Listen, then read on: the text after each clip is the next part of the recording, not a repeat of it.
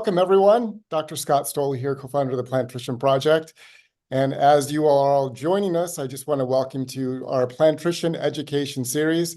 Our vision for these was just to do a monthly conversation with interesting people in the movement that are involved in not only the science of plant-based nutrition, but the translational science of plant-based nutrition, taking the science and making it real life. And we have a delightful evening ahead of us with, I think, two new people that you probably have not encountered. And I'm really delighted to be able to introduce them. As you're coming in, I'll just take a few minutes again just to highlight the activities of Plantrician Project. This is really a passion project that Tom Dunham, Susan Benegas, and I started in 2012, eventually launching our first conference in 2013 to reach healthcare professionals with the message of plant-based nutrition. Really based out of my own experience and seeing how lives were transformed in my own practice as I took my prescription pad and wrote breakfast, lunch, and dinner for patients instead of medications.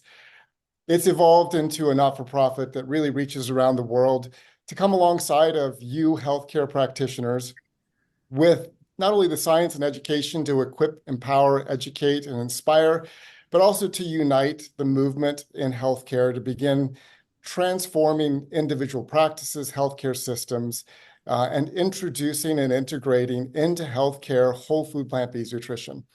I love lifestyle medicine. I love fitness, but at the core of it all is a plant-based plate. And if you don't change the plate, you can't reverse disease. And at the core of a plant-based plate is delicious plant-based food, which we're going to talk about tonight. A couple of updates. As you all know, we launched a free learning management platform called Plantrician University to provide a parallel education to an allopathic healthcare education to any healthcare professional, student, or faculty member around the world. It's free. Anybody can join. We have students in Africa, India, Bangkok, Taiwan, Japan. And so we want to make that available to everyone. We have hundreds of resources, at least 30 courses, writing courses now every month. We have downloadable informational guides that can be given to patients, and all of the lectures from most of our conferences are available there as well. But we just launched our Foundations in Plant-Based Nutrition certificate, and I just want to recognize Jill Edwards, our Director of Education, for putting this together. It's an amazing certificate program that's 8 engaging outline modules, about 10 to 12 hours of content, including self-quizzes that really walks people through the foundations of plant-based nutrition. It's our first certificate. We're going to come back with a larger certificate in the future that's much more in-depth around plant-based nutrition. It's free to healthcare professional students and faculty members. It's also free to our Plantrician providers. So if you're interested in the certificate, please join Plantrician providers if you're a practicing physician. If you know students and faculty members, please make them aware of Plantrician University. They can go through the certificate program and they can become certified as well. I'm pleased to announce, thanks to Jill, I'm the first graduate of the Foundations of Plant-Based Nutrition Certificate Program, and I really enjoyed it. I just have to tell you, it's a tremendous program that really establishes a firm foundation in understanding the basics of not only the science of plant-based nutrition, but how that nutrition translates into disease reversal. And at the core of disease reversal, as I mentioned earlier, it really is delicious plant-based food. And I love plant-based science, and I have to confess, I can get lost in, Google Scholar and PubMed, following rabbit trails of science for hours. And I love the science and the pathways and the metabolome and the microbiome and all of that evidence. But I've learned through the immersions that we've done for 14 years that the science only goes so far. Science for healthcare practitioners really gives us confidence and validates the decisions that we're making with our patients. But for the everyday person, the science only helps them make a decision. And at the end of the day, people want delicious, convenient meals. And so the core, and something that I believe really needs to be integrated into, especially healthcare, one of the cores of translating science into everyday behavior change is creating healthy, delicious meals.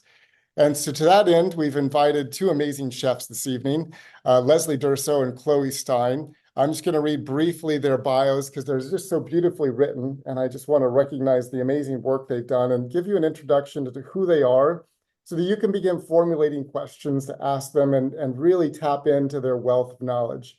Chloe Stein is a plant-based chef and wellness advocate who blends culinary artistry and health-focused innovation. Also revolutionizing health and sustainability, whether it's in a luxury setting or everyday kitchen. As the former executive chef of Dr. Fuhrman's Eat to Live retreat, Chloe crafted transformative, nutrient-dense menus that supported guests in achieving optimal health. She and I have worked together on a number of projects in the Middle East.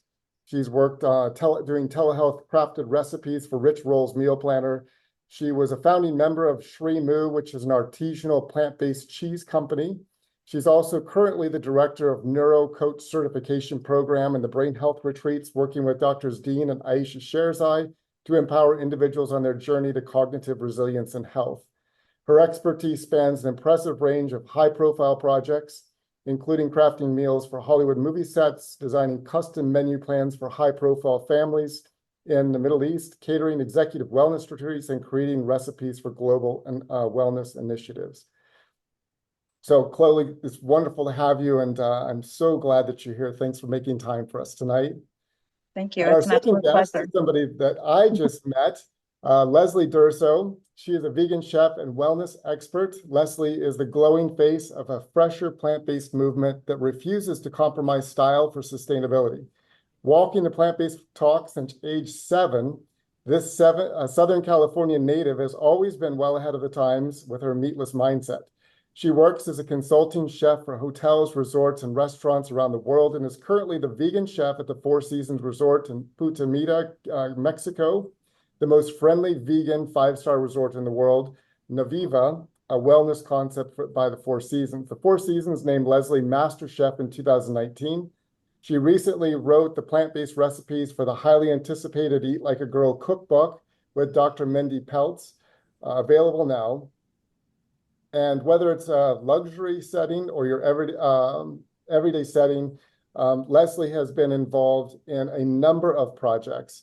You might have seen her on the Doctors, Food Network, Discovery Channel, Hallmark, etc.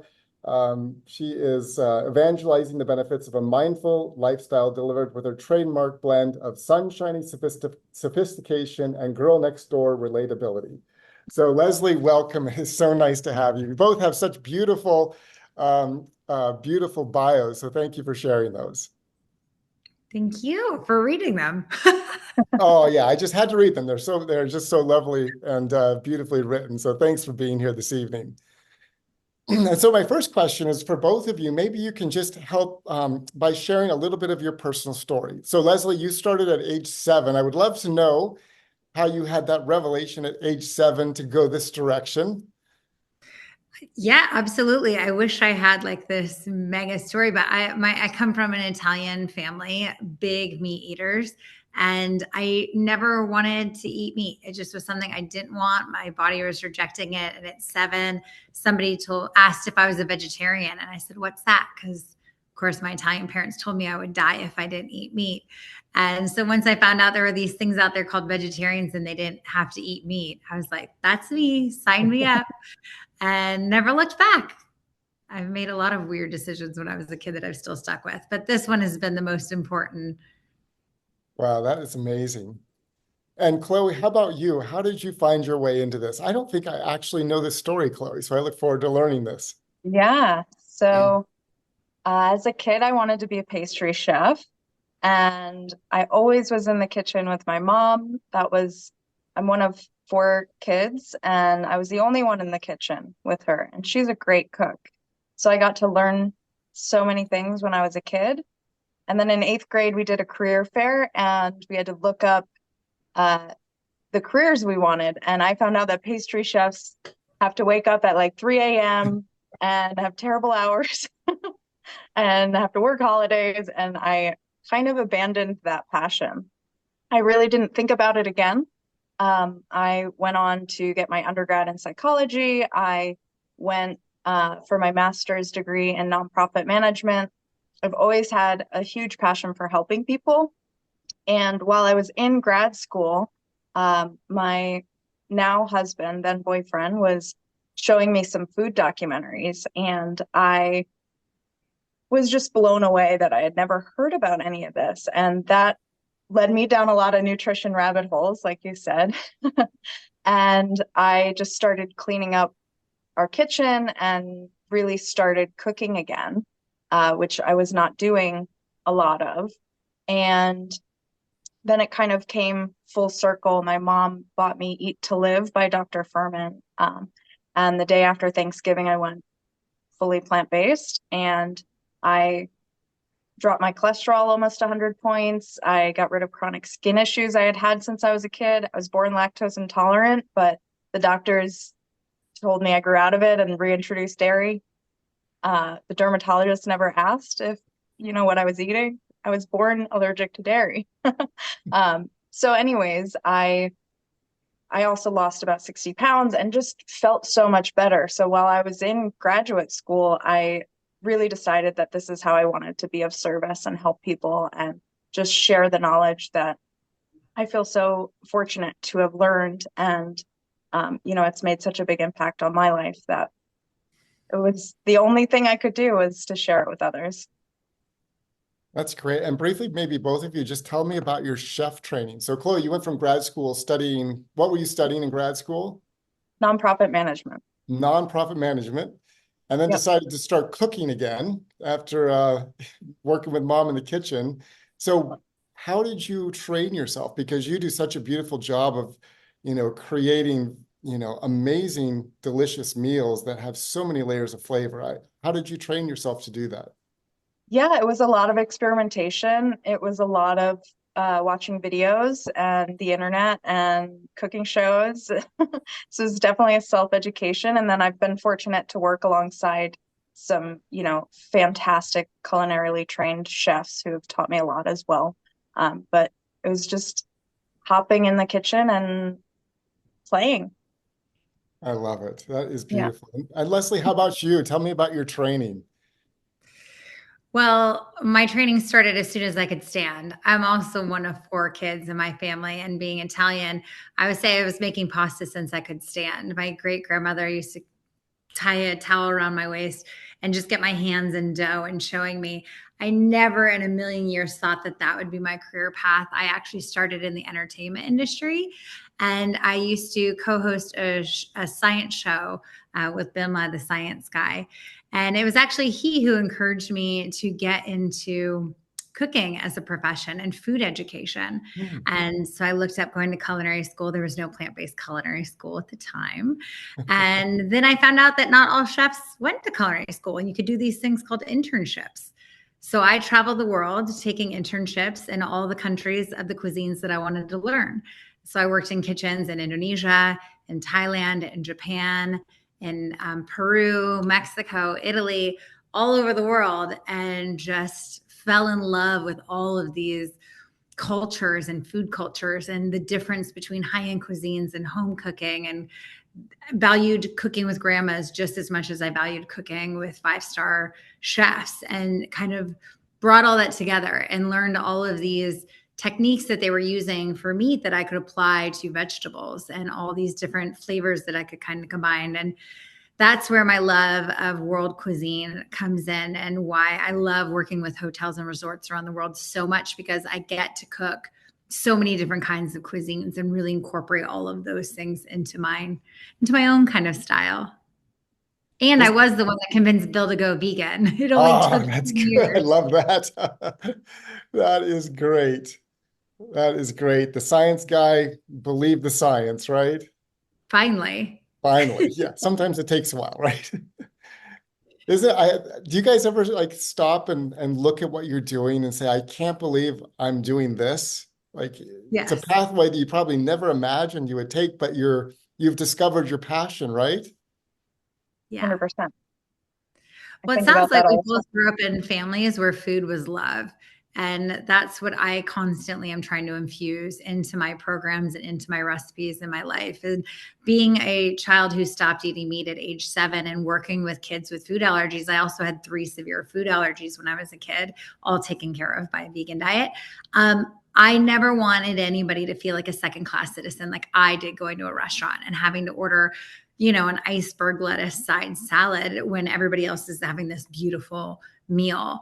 And so I want to create these experiences with anyone, where anyone can come and enjoy and not even have to think about whether there's something, an option for them to eat on the menu. It's obviously there for them.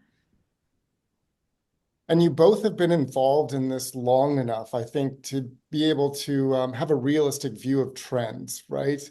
You've been involved in the culinary space. You've been involved in hotels. I'd like to just hear from both of you, like what are you seeing as the trend over the last 10 years, and maybe even in the last 2 years, with plant-based nutrition's acceptance into kind of the greater sphere of culinary experience? Chloe, do you want to go first? Sure. I think what I've seen, which is so encouraging, is just the openness to a more plant-based plate. A lot of what I used to do is education and trying to convince people of the benefits and then do the cooking part, and now it's a lot easier where people are coming to me and asking for this, which it wasn't happening 10 years ago. So there definitely is a trend towards more awareness and more understanding and just a more desire. I also think that sustainability plays a big part of this, and we're seeing a lot of awareness around animal agriculture and factory farming and the benefits of moving away from that. So I do see organizations, talking about minimizing waste and choosing more sustainable options. So I think it's been incredibly encouraging over the last decade to watch this evolution. Thank you. It has. It's been How about exciting. this? Never in my wildest dreams when I was a little kid, drinking powdered rice milk, did I ever think that non-dairy milk sales would exceed dairy sales. It's like beyond exciting to be plant-based in this part of history. The trends that I see are organizations and corporations moving in this plant-based direction, because sustainability has been the buzzword in hospitality for the last 5 years, but you can't have a conversation about sustainability without having a conversation about plant-based and local eating. A lot of these properties that I work with, they're flying in animal agriculture products from all over the world. It's like, how is that sustainable? Let's use what's local and what's here, and that's usually plants. And so that's wonderful. And then a lot of what I talk with and how I kind of secondhand convince these properties to put more plant-based on it is also how cost effective it is. And when you kind of move the money around on a menu and you can make much more profit on plant-based items, it frees up more money to buy higher quality animal proteins or local animal proteins. And so there's a way to weave that sustainability story into all of these programs, which I think is very exciting. And more and more meat is being taken off plates. More and more animals are being taken off plates. And that's what I got into this to do. And it makes me really excited that we have people like yourself, the 103 participants on this call that are interested in helping with that. And I don't know, it's a cool time to be alive. Oh, it is. I agree with you. The trends are exciting. There's so much work to do, but if you look back, 10 years to see where we've come from, it really is exciting. It's monumental.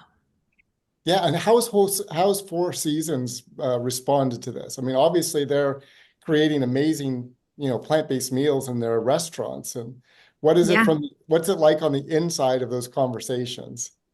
Well, for the most part, I mean, we've gone all in. I've written the plant-based program for Four Seasons worldwide, and this is a big, big push for them in all of their properties. Four Seasons Punta Mita being the flagship property for them, and that is the most vegan-friendly 5-star resort in the world. And I think that's saying a lot. I mean, anything from 30 to 90% of each menu that we have on property is plant-based. And that's a really big deal. When I started working with them, they had one option on each menu. And you know what that option was? What It was was it? chips and guacamole. It wasn't even, it was an accidentally vegan option. And so it's really exciting to see such a powerhouse brand like the Four Seasons really making a move in this direction. I think the reason why I'm working with Four Seasons is because they're the biggest and they're the best. They're the highest end, biggest hotel property chain out there. With by the end of 2025, there'll be 130 properties. And so it is the trickle down effect. And then they set the trends for everyone. I give a lot of lectures at hospitality conferences, including I just spoke at Forbes, and this is the information that everybody wants to know is how do I create a plant-based program? And so that's really exciting to see. So I think that we're going to see even more plant-based in the travel sector. Oh, that is really exciting. That is. And it's, when somebody tries a plant-based meal and it's delicious, it changes their mindset almost instantaneously, right? It breaks Yes. down those paradigms. And I know, Chloe, you and I have done a lot of work in the Middle East and created menus for lots of people in the Middle East. And one of the things I appreciate about you, Chloe, is you create this diversity of delicious meals that goes way beyond what people were expecting. And the response that I always get is, "This food is great," when people taste your food. So, I mean, just tell me a little bit, Chloe, about how you weave in flavor to make food delicious, because it has to be delicious at the end of the day.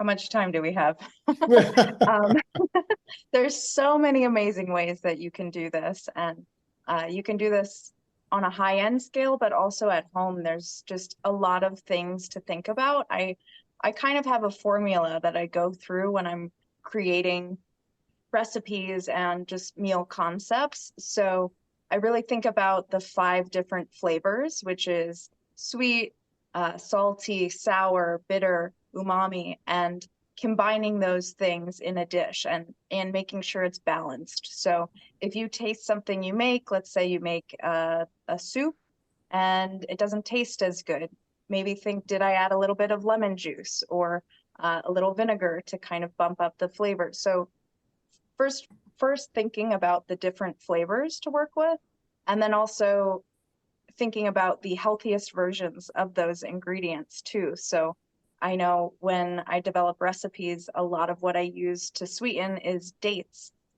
Or if I'm trying to do a more savory dish, a little pomegranate molasses or balsamic glaze will add that subtle sweetness in there. So there's a lot of ways you can incorporate sweetness. Salt, I use a lot of white miso. Chickpea miso is my favorite. There's one brand that I think is amazing. It's a way to add saltiness without overdoing the table salt.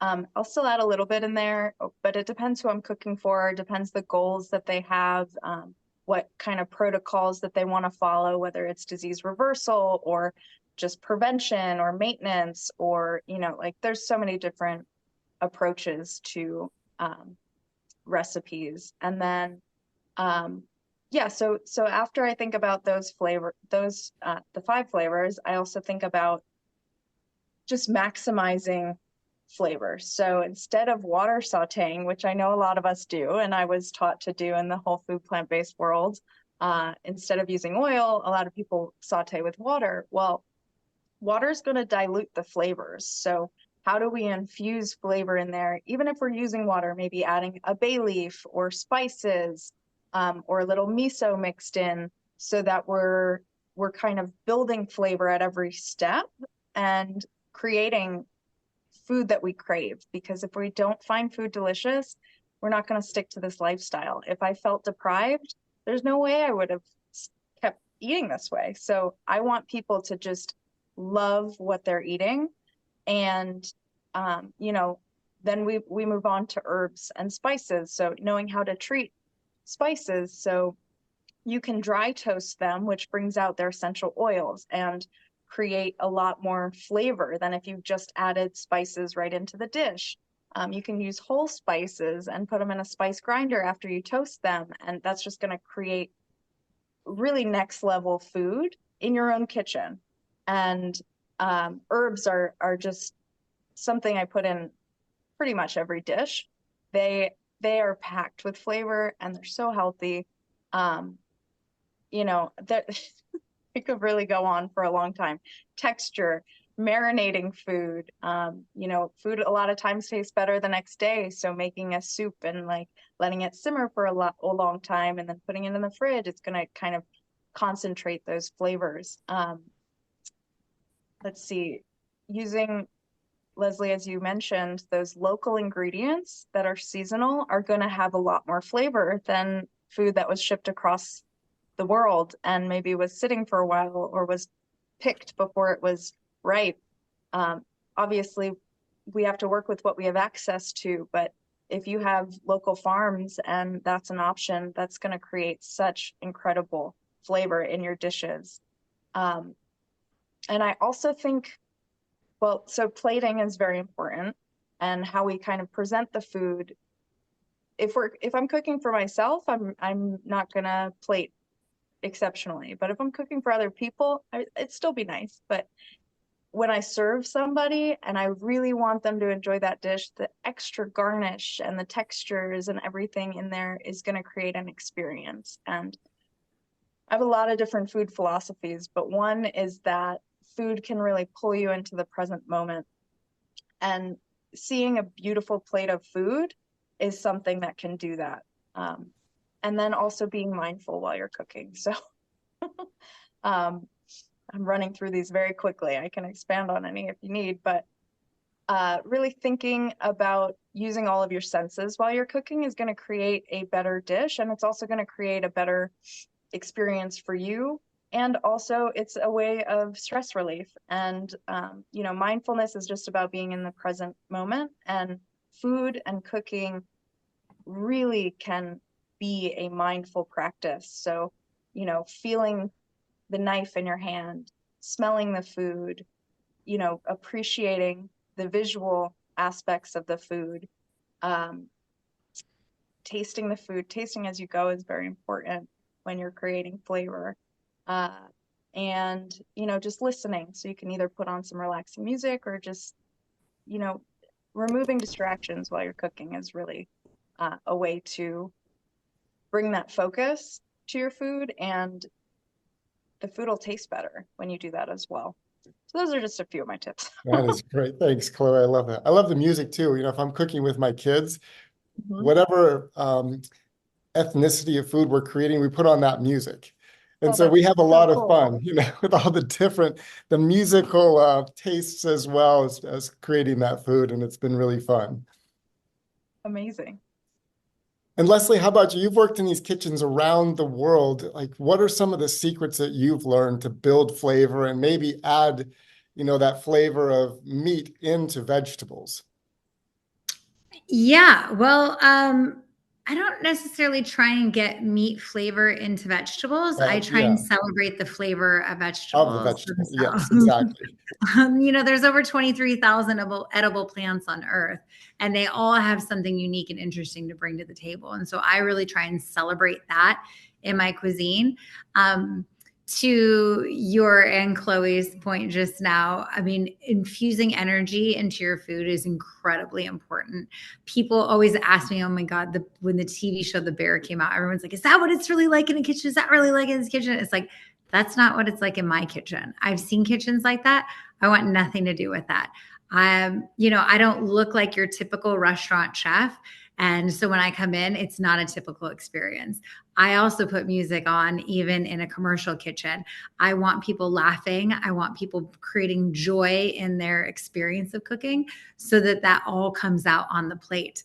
I speak to every server before service and I talk about the love that we're going to bring to these people. And one of my favorite things about being a plant-based chef is that we're not just bringing them food that they can enjoy. And obviously everything has to taste good and it's going to be a great experience. But my job is really to make that person a healthier person by the end of the meal. And I love that I can actually do that with plant-based cuisine. It's really special. As far as infusing flavors, I mean, there's so many techniques. Chloe just went over a lot of them. It's really important to remember there's 3 flavor conductors when you're cooking. I mean, just basic Chef 101 things is water, fats, oils, and alcohol. And so if you use any of those 3 or a combination of those 3 or all 3 in your cooking, those are the things that are going to harness all of the flavors and bring them out and marry them together. I mean, you really touched on a lot of it, Chloe. You really did a good job there. So I mean, that's what I got. I don't know. Next question. That's good. Next question. That's I great. don't want to keep going down a hole and repeat. But here's a good one. This is like, coming from a patient standpoint, and this helps healthcare providers kind of give guidance to people. You all have worked with people, and I have so many patients that are really busy, and they come home and it's, 6 o'clock. People are hungry in the house, or they're just cooking for themselves, and they open the refrigerator and they have to make a meal. Yeah. So maybe walk people through like an easy way to build a healthy meal in 30 minutes that tastes great. Like if you open the refrigerator and you're looking for food, like what are the kind of core elements that you would pick? How do you combine them, and how do you flavor that in a relatively short way? Sure. Well, first of all, there's a lot of those in my new cookbook, Eat Like a Girl. And where can they find that while we're doing that, please? Amazon. You can find it on Amazon. It's called Eat Like a Girl. All of the recipes are very simple, very fast, very easy, and packed with nutrition. That was really important since this book is focused for hormonal health and women that are busy in their lives. It was really important that they're all very fast, easy recipes. And then I always say, stock your refrigerator with the things that you love to eat, and then you can create something from that. You can create bowls, salads, pastas, sautés and rice, soups are all really good things that you can use kind of whatever's there and create and invent and, try new things and new flavor combinations. You don't always have to be looking at a recipe and following a recipe. Yeah, and that cookbook, I want to honor you because this was such a great step. This cookbook is not a wholly vegan cookbook, right? It's not. There's about And 10 recipes in there, so but don't. what's so beautiful is you partnered with somebody that will introduce whole food plant-based nutrition to an entirely new audience and give that audience the opportunity to discover not only the delicious taste of food, but the wonder of food and how it can transform their health. And Right. That was really important for me. If you're in the hormonal health space, you know that it's really it's a carnivore world right now, and everyone is just talking about animal protein, animal protein, animal protein, and getting the 150 grams of animal protein a day. And so to have this opportunity to lend a plant-based voice to that was really important for me. And even though it's not a fully plant-based book, it was important that I always say I'm like the transition team. I'm there for those meat eaters who are doing that transition and making it easy for them and helping them through that stage and creating foods that are familiar, delicious, and realizing that they don't need an animal in the center of their plate to feel satisfied, to feel healthy, to get all that protein you need. The protein you're getting from that animal is just coming from what the animal's eating. So cut out the middleman and eat the plants. that's right. Yeah, so it's exciting to be part of that voice, and it hit the New York Times bestseller its first week. So I'm really hoping that it's going to get to a lot of people. Yeah, thank you. Thank you for doing that. And thank you for being willing to like cross those lines, that working with people outside of our space is incredibly important. I believe in that personally. Our organization does that. We're always like pushing into new areas because that's how we lead with love and bring transformative change is by stepping into those spaces that might be uncomfortable, but are a huge opportunity. So it's great. So Chloe, walk me through this too. I open my refrigerator and I'm looking at some things like how can I build a healthy meal in 30 minutes? What do you recommend? Yeah, so I would say if you are waiting until you're hungry, it's going to be difficult. So thinking ahead of Very good time is point. really helpful. You can definitely build some easy, amazing recipes in 30 minutes, but you know, just going to the grocery store with an idea of what like meals you're going to make throughout the week can already set you up for making those meals easier because you have the ingredients, you don't have to think about it, and you can kind of go when you're hungry. And having meals done ahead of time so that when you are really hungry, you can just choose those, heat them up, or throw them together really fast is going to kind of help you navigate that pleasure trap that we all have heard about.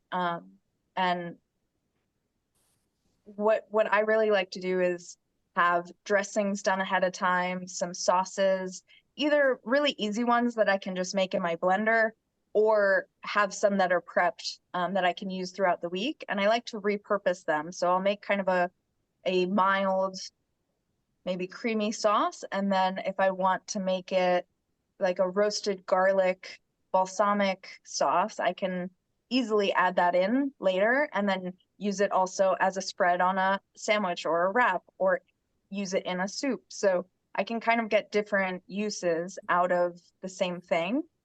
So repurposing things, I find really helpful for me. And then having those recipes that are your go-tos is going to be helpful. Having some prepped food. So what I like to do is I like to get a giant bag of organic peeled garlic and I'll bring that home and I'll throw it in my food processor. I put it in a couple at a time, or like a few handfuls, and I mince it up.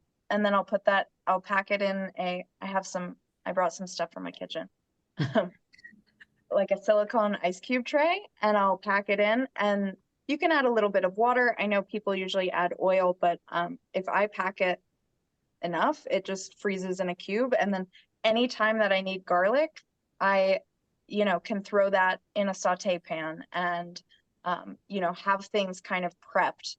So you can do that with herbs. You can do that with things that you use regularly. And then I would say, if I want to make something quick at night, I'll start in the morning. So I'll just marinate something. So I've been making these really amazing marinated lion's mane tacos. So they're so easy to make. You just whisk together the marinade. You put the lion's mane kind of steaks in the marinade. You let them sit for a couple hours, and then at night you can put them I like to put them on a cast iron pan and put some weight on it, and it's so flavorful. Then you can add a little, avocado sauce, crema, or something kind of creamy, maybe a cashew sauce, some herbs. Pickled onions are also really easy to make that add so much flavor. You just add sliced red onions and submerge them in white vinegar, and they turn bright fuchsia. And I love to add that to so many different dishes. So finding the things that you love and just keeping them on hand, I would say is really helpful. Yeah, thank you. That's right. You have to have a stocked kitchen, right? That is great. Thank you, Chloe. We have some questions from the audience. So I'm going to jump into those before I continue my questions. So we'll start with Leslie with this question. What is the best way to interact with a restaurant to see if they can accommodate whole food plant-based meals? Call ahead. Truly, though, usually any restaurant, if you call ahead and tell them that you're coming, if you don't see anything plant-based on the menu online and you call and you ask, most of the time they will be more than happy to accommodate you.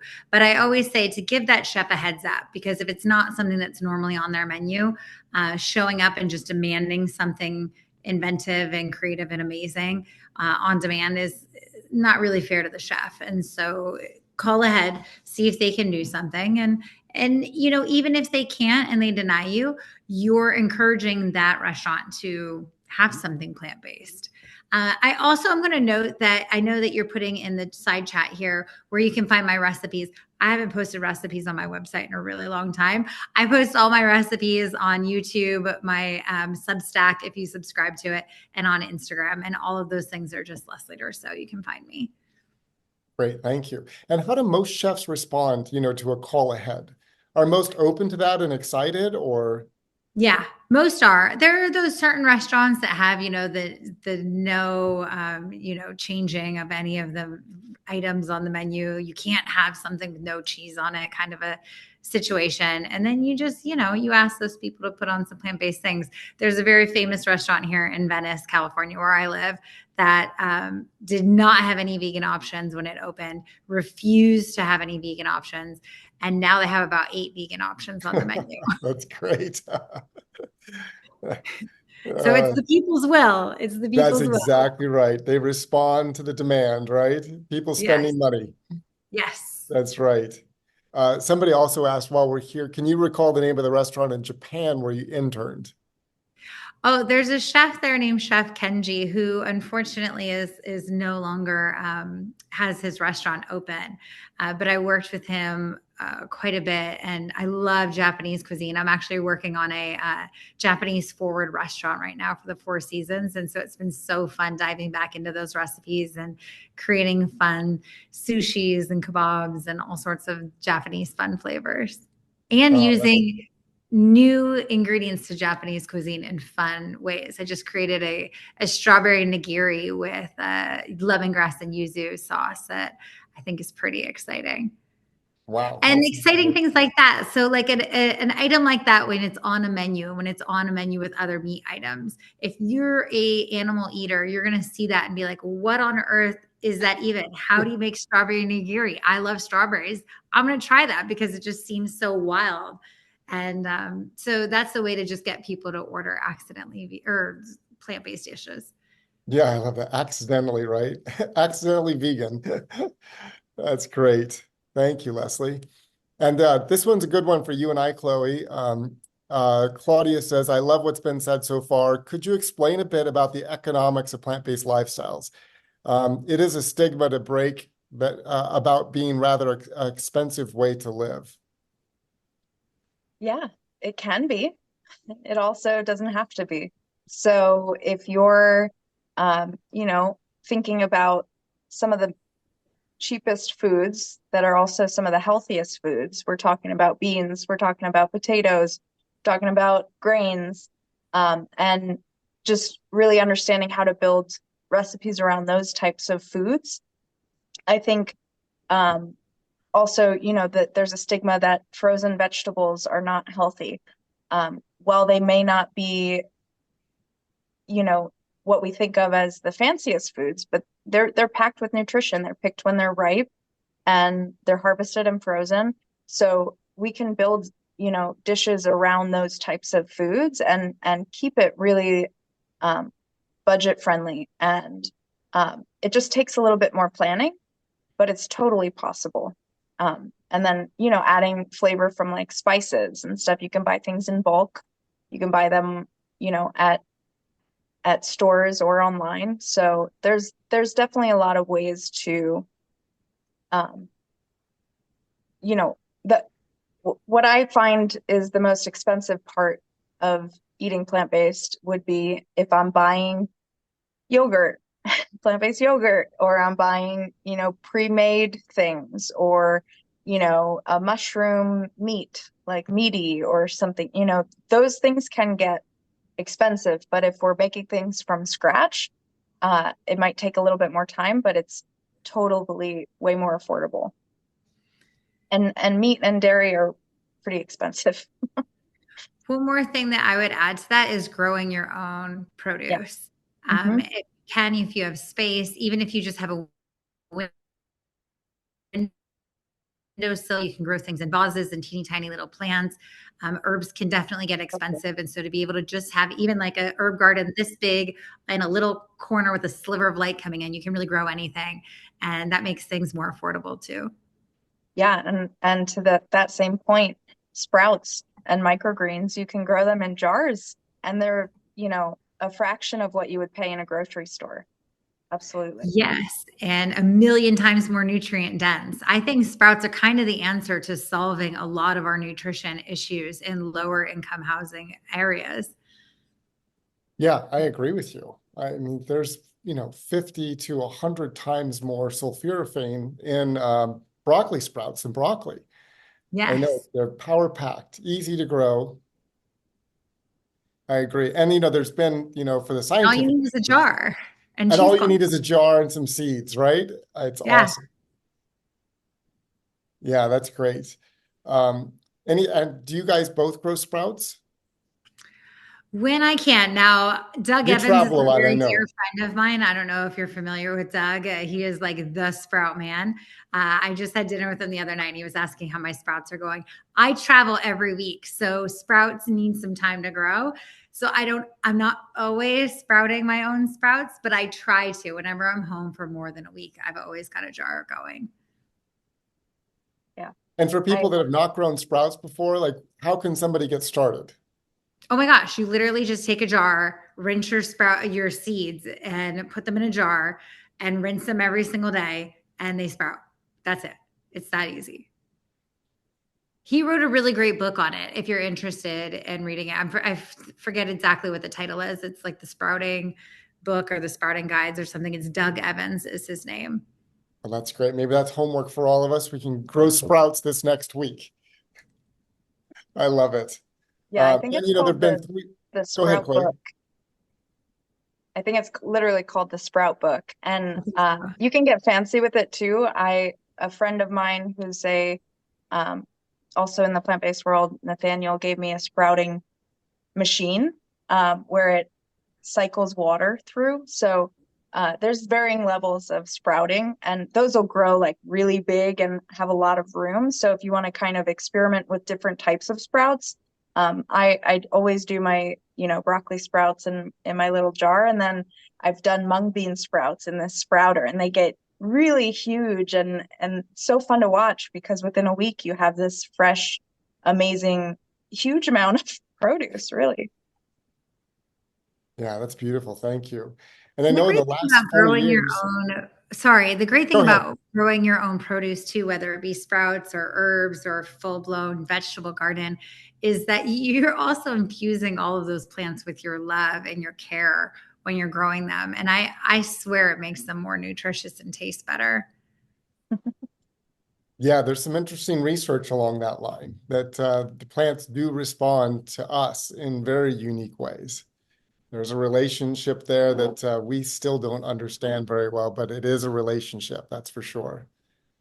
And I was just going to mention there have been three large meta-analyses which look at, a number of studies in the last 4 years at the cost of plant-based diet versus the traditional standard diet. And it's between 10 and 20% less expensive as a meta-analysis. And so unless you're eating top ramen and trying to transition to a plant-based diet, it's like we did in college maybe, then, it really is more cost effective. And as long as you mentioned, like Chloe, you're eating whole plant foods and not trying to add in the specialty items or the packaged items. Yeah. So here's a good question for both of you. Some exciting Christmas recipes to share with non-alcoholic drinks or perhaps mocktails, right, Chloe? Love mocktails. Yeah. So, Scott, back in February, I helped cater an event for you, and we did a whole mocktail bar. We had a blue butterfly pea flower lavender lemonade. Which That was was beautiful and delicious. Yeah. so amazing. We did a sparkling wild blueberry mocktail. Uh, I think we did a mulled apple cider, maybe. One drink that I've been making that I made last week that's really good for the holidays is a mulled wine. And I take pomegranate juice, and then you can add in some dark cherry juice or tart cherry juice, and depending on what sweetness level you want. And you simmer that with some like cinnamon sticks and star anise and cardamom pods and sliced oranges, whatever spices you would use for like a mulled wine, and you just let that cook. I actually ended up poaching pears in it as well, and then reducing that drink to make like a glaze for the pears. But then I drank a lot of it too because there was a lot of liquid. But it tastes like mulled wine, and I've had people kind of like their minds have been blown, and they're like, "This is amazing. Feels like you're having a drink, but it's pomegranate juice." So that's a really fun one that I like to make around the holidays. Oh, that's fantastic. Thanks, Chloe. Yeah. Leslie, how about you? What are some fantastic Christmas recipes? I mean, so many. I am actually going to put in the chat here a link to, I have an entire holiday playlist on my YouTube page of all of my favorite holiday recipes veganized. I love so many things. Being Italian, we have to have pasta. And so I always do like a homemade ravioli, or, my family used to do Feast of the Seven Fishes, and now we do Feast of the Seven Pastas. Oh, I love it. That's It's great. so fun. And so making seven different kinds of pastas for Christmas Eve. Really, any of the favorites can be turned into and create new traditions. You don't have to stick with all of the same things all the time. So you can evolve the traditions. Yeah, great. Thank you. And thanks for that link. That's going to be really Yeah, valuable. of course. It's super helpful. All those recipes in that one are also top 9 free. I do a lot of series with allergen friendly foods. And so that series is all plant based and top 9 free. Wow, great. Thank you. What a resource. Noma has a question for us. How do you convince a meat eater, i.e. your spouse or significant other, to consider a plant-based diet? So what have you learned are the best ways to approach people in that way? Leslie, do you want to start? And then we'll go back to Chloe.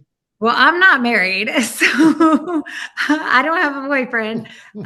So I am not convincing anyone at the moment. But I have convinced many people to eat plant-based. And it really is just making a more delicious food. As a chef, at restaurants that serve me, I always say my job is not to make the best vegan food. My job is to make the best food so that I can entice anyone to order my dish versus a animal-based dish. And so that's really what it is. It's just about making better food. And there's so many wonderful recipe resources out there. You really just have to find someone whose style you like. And, there's all sorts of different people playing around with all sorts of different flavors. And so find somebody that you like, stick with them, try their recipes, and get creative and, encourage them with a smile. That's good. I love it. That's right. I always tell people you lead with love, right? That's the best thing to do. And like, I love what you said. It's a meal that's better than the alternative. You can't lose that way. Chloe, how about you? I know you didn't Yeah, have to convince your husband, but I would say, so I did convince him. that's But I would say if I would go back, I wouldn't try to convince him because he ultimately was resistant because I was trying to convince him. And over time, I stopped trying to convince him. And he heard me talking about the benefits with other people. He saw my transformation. He really was able to do it in his own time. So it depends on the relationship. It depends on a lot of factors, but leading by example and making amazing food absolutely is going to be really helpful. I think he found it really annoying that I was like, "Hey, we could add some cashew cheese to your pizza." He was like, "Can you stop?" So I I would take a different approach this time around, although it did work. It ended up working. So being just maybe more subtle and gentle and understanding that everyone's on their own journey and it happens, when people are ready. And if they're not ready, it's not going to work. right. Yeah, there definitely is a readiness for change. That's exactly right. I always love the quote from Maya Angelou. She said, "I did then what I knew how to do, but now that I know better, I do better." And so for a lot of people, it's just getting to the place where they're willing to learn something new and begin doing better without guilt, without condemnation or judgment. And sometimes we just wait patiently for people to get to that place, knowing that they're just doing what they've been taught, right? Here's the Absolutely. next question from Devora. I've never been able to make a successful plant-based matzo ball. Do you have any successes to share? So, Leslie, this sounds like Yes. right up your alley.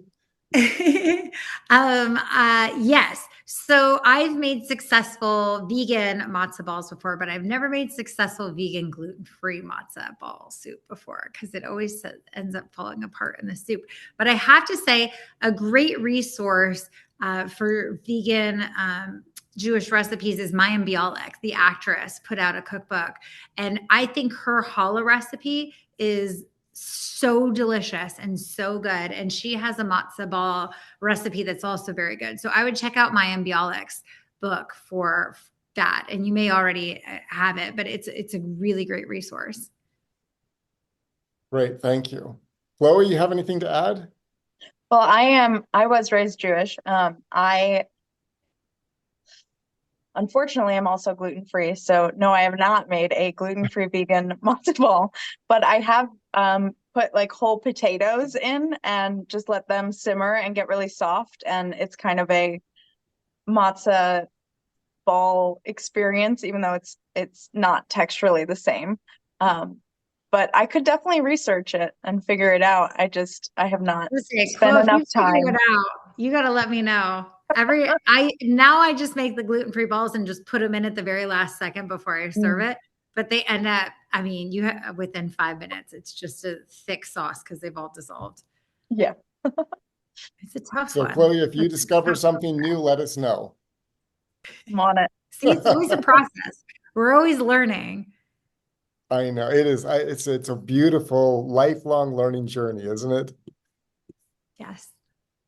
We have another question. Many vegan recipes have coconut oil as an ingredient. Do you have anything you can recommend as a substitute if we're trying to shift away from coconut oil?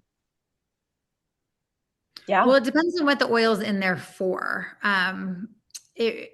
Yeah, I mean, there's lots of ways of substituting oil out, but again, it really depends on where the oil is in the recipe. And so, I mean, privately, if you want to email me and share the recipe, I'm gonna be happy to help sub out oil. But fruits are great for that. Applesauce is wonderful. Pumpkin puree is wonderful for oil substitutes.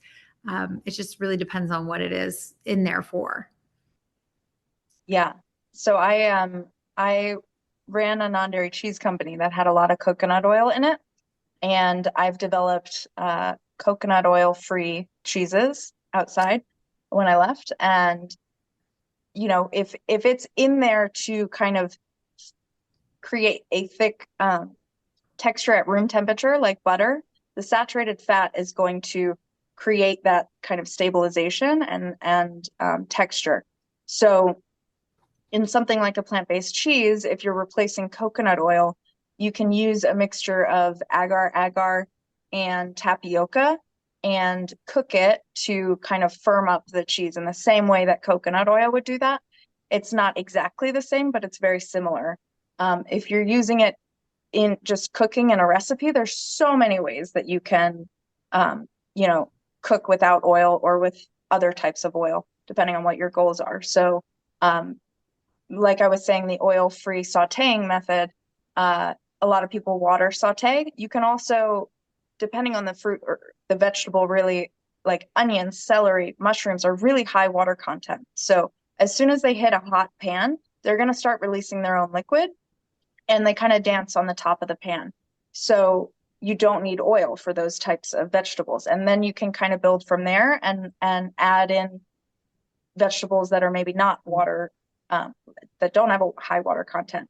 If you're using it in baking, like Leslie mentioned, applesauce, flax seeds. I use a lot of almond butter in baking to replace any kind of oil. And I get a really thin almond butter, and I get it from Trader Joe's. It's their raw almond butter, and it works really well in baking. So I'll substitute like a 1-to-1 of oil. So if a baking recipe calls for 1 tablespoon of olive oil, I'll use a tablespoon of almond butter. And then this isn't the exact same question, but in like curries and stuff, if you want to substitute a coconut milk, what I've found really amazing is to do a nut butter and a little bit of dates. And that'll kind of mimic that fatty feel in your mouth and the sweetness. So you don't want to overdo the dates, but I could eat probably a Thai curry every day because it's so rich and decadent, but I don't want to be drinking coconut milk every day. So finding those ways to mimic those foods and replace them with better ingredients is really fun. Yeah, that's beautiful. Thank you. Yeah. I love that. That is amazing. We're kind of coming to the end, so I'm going to ask you maybe a non-culinary question, but I just want to first appreciate both of you because you bring artistry, science, passion, love to the work that you do. And it comes out. It comes out in your brightness and your intelligence and the artistry, the food that you create. I love the thoughtfulness that you weave into your meals. And for everybody that's watching this now and will watch it in the future, please, find each of these people and learn from them because they're truly leaders in the plant-based movement. And so first, Chloe, where can people find you and learn more about you? Sure. My website is chefchloestein.com, and my Instagram is also Chef Chloe Stein. And you can email me at info@chefchloestein.com. Perfect. Thank you, Chloe. Leslie? Yeah, everything is Leslie Durso, pretty easy. But like I mentioned, YouTube, Substack, and Instagram are my three most active. And I actually respond to every single message I get sent on Instagram. So if you have questions, That's impressive. let me know. That is impressive. Well I done. spend a lot of time in airports, and so That's a good use of time, right? I use my time to answer people's questions. Oh, that's great. Thank you for investing in people's lives that way. That is amazing. And so my last question for you is, it's kind of twofold, two-pronged question. Number one, what is one of your favorite quotes that really means something to you? It might mean something to our audience. And second, what's kind of the hopeful vision that you see for the future now? Who would like to start? Chloe, do you want to Chloe. start? I'm going to come back to the quote, but Okay. a vision that I want to see is just more compassion for other people, for ourselves, rather than finding what makes us different, find what makes us similar, and really focus on just building a better world together, because plant-based nutrition is one way to do that, and there's so many other ways to do that. So that would be my vision for the world. And I'll come back to the quote. We'll come back to you on the quote. If you don't have a quote, just maybe something inspiring that you would want to share with people.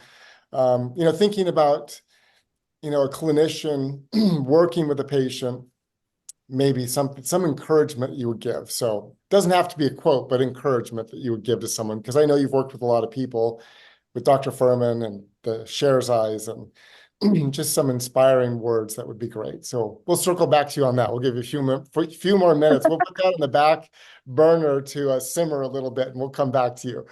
All right. Leslie? Kind of my hope for the future is really a world where there's less animal suffering and there's more health, and where people kind of take responsibility for their health journeys. A quote that I always live by is that we're responsible for the situation we're in. And so taking that and it's very empowering to me, that quote. And so it's like, yes, I can change my world. I can do anything with the situation that I've been given. And you can have the ability to help anybody. Actually, another quote that I love is Mother Teresa said, if you want to heal the world, start with feeding your neighbor. Or if you want to feed the world, start with feeding your neighbor. And I love that. I think there's nothing more beautiful than inviting people to your table.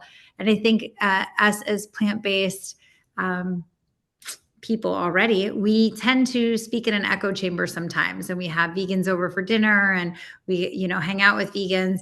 And I think it's really important to invite animal eaters into our spaces and into our worlds, and just show them how delicious plant-based eating can be, and not talk about it as a subject for discussion, but just to let them experience it with food and let them ask the questions, let them bring it up. I always say that when I go to Friendsgivings and holiday parties and I bring a plant-based dish, I never say that it is.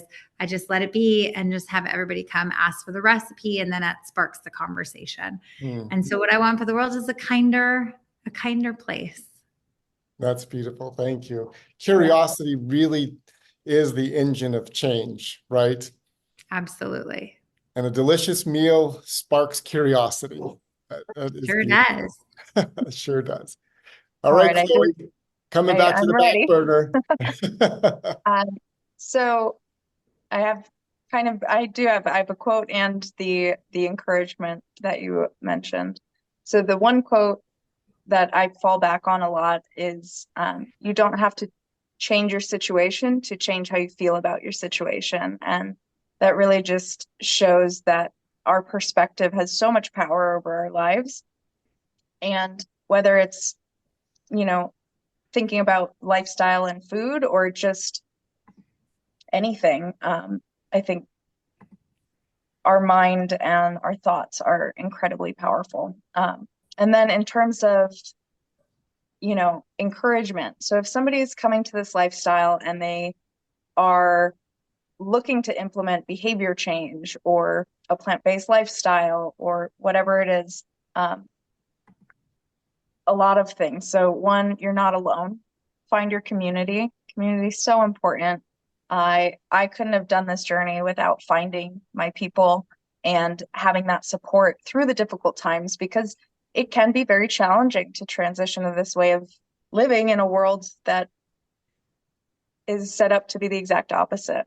Um, be kind to yourself, go slow. So you can do it overnight. You can also implement things over time and, be gentle with yourself. So removing the judgment and just understanding that this is a journey and we all go through different parts of the journey.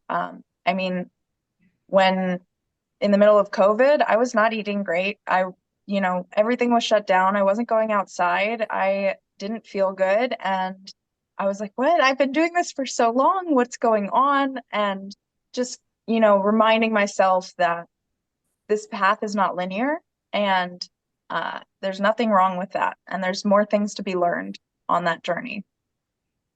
Beautiful. Thank you. Yeah. We have one little question here. I'll ask us, and I'll start it off. Somebody had asked about, the plant-based analogues like Beyond Meat and others, how they fit in and what your thoughts are on those. And so, yeah, maybe we'll end with that one because that's a good question. It's an important question.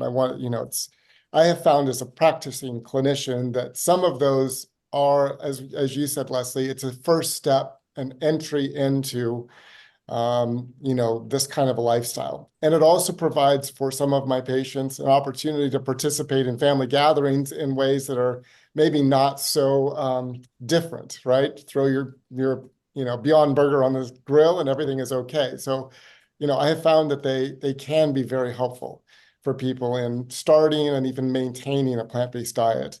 And I know that Ethan Brown's done a nice job of continuing to try and evolve to make their products healthier.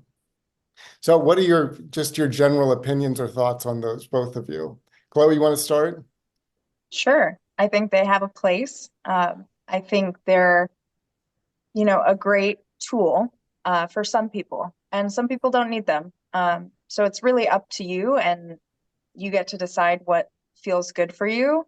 Are they healthier than eating a, burger filled with saturated fat and cholesterol? Probably. There are studies showing that they are healthier. It depends which products. There's a lot to consider, but do I have one, once or twice a year? Yeah, probably.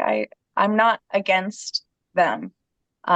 But I do focus myself on whole foods and incorporating, as many plants into my life. If I was trying to convince somebody and made them a Beyond Burger or an Impossible, I think that could be incredibly helpful to just open up the possibilities of what food can be and challenge those assumptions. Yeah, great. Thank you, Chloe. Leslie? Absolutely. I think that there is a space for them for sure as this beautiful gateway. That's what we talked about the first time we met, Scott. And yeah, I mean, it is something, it's an indulgent in my world. And so any processed food is an indulgent, mind you, because I come from a place where I want you making everything from scratch. I always say to really truly own your health and really be healthy, you have to fall in love with cooking, and you have to make all your foods from scratch. You have to take responsibility of your kitchen. And so, is it something that you could use as an indulgent on your journey? Absolutely. But I absolutely also encourage you to make your own veggie burgers and really fall in love with what that feels like and what that tastes like, and encouraging that homemade real feel. You know, there's so many things, like Chloe was mentioning how she prepares lion's mane mushrooms. Those are fantastic burger substitutes just on their own, smashed down. You can make the bean-based burgers. There's a zillion recipes, including on my pages, about them. I'm sure Chloe's as well. There's just so many things that you can do that are out there. But yes, there's definitely a space for them to help people in their transition. Same thing with, Ben & Jerry's vegan ice cream. I think it's a great transition food. That's Yeah. right. One thing Not I'd like to make ice cream out the gate, but once you learn how, trust me, you'll never have store-bought ice cream again once you make it homemade. That's right. That is great. yeah. I'm gonna have to go find your recipe, Leslie. And Chloe? and just to add to that, what you put on a homemade burger is just as important as the burger. So if you load it up with toppings and things that you love, it's going to feel like an amazing burger. So if you eat it plain with just a bun, yeah, you're gonna notice maybe it's not the same experience. But I make marinated carrot dogs as a hot dog, and they're perfect. You add on the toppings, and I've fed them to people, and people don't really know that they're eating a carrot. So I do think that there are ways to amp up the homemade burgers at home. Yeah. I say Wonderful. that too, something about when you're making, I hate the word replacement items, but when you're making plant-based replacement things, usually when it's an animal protein product that you're talking about, like a hot dog, or especially when you're talking about something like bacon, it's not necessarily the animal that you love and that you want and that you create. It's it's the flavor experience that you're getting with it. So if you can make a bacon that's crispy, that's umami, that's a little sweet, that's smoky, and fatty, you can make something that people are going to love, and that's bacony something. So you can marinate tofu, you can marinate mushrooms, you can marinate coconut, you can do all of these different things with the same flavor profile, and you're going to get a similar result. People are going to be like, wow, that's amazing. Same thing with a hot dog, carrot dog. You just marinate it in the same way, and it gives you that same feeling. So you really don't need the meat. That's great. Thank you. Thank you both for that thoughtful answers on that question. Thank you very much. And thank you for joining us, Chloe and Leslie. This has been a delightful conversation. Your energy is off the charts because your passion for people, for the planet, for animal welfare goes so deep, and it overflows onto the plate as you're creating this beautiful food. And I think all of us would love to sit down at a table with you someday and enjoy the product of your creativity. So Come on thank you for over. sharing. I'd All love right. that. Next time in LA, I'll do that. And next time I'm in New Jersey, I'll stop at Chloe's house. Thank you. And thanks for your gift of time and sharing so much. And we appreciate you. Thank you. Thank you. Happy holidays, everybody. Yeah, It was a thank you. pleasure. Happy holidays. And thanks to everyone for joining us tonight on Plantrician Ed Series. Again, this will be sent out as a link. Please share this with your family, friends, your colleagues, because we want this information to get out. And, it's my sincere desire that my colleagues and your friends and families and your colleagues as well would have the opportunity to learn from Chloe and Leslie. So please share this far and wide. We want this information to go all around the globe. Thanks for sharing your evening with us. Thanks for being a part of our Plantrician family. And I want to encourage you, as always, start your own potluck. That's one of the greatest ways to create community, to unite, to begin sharing delicious meals, creating food to share. It's one of my passions to create a network of potlucks around the world so we create this safe, beautiful, healthy community around plant-based meals. So wishing you all a delightful and wonderful Thanksgiving as you gather around the table. We have so much to be thankful for. And we'll look forward to seeing you all in December. Thanks, everyone. Have a beautiful night. Thank you again, Chloe. Thanks, Leslie. Thank you. All right, thanks. Bye-bye, everyone.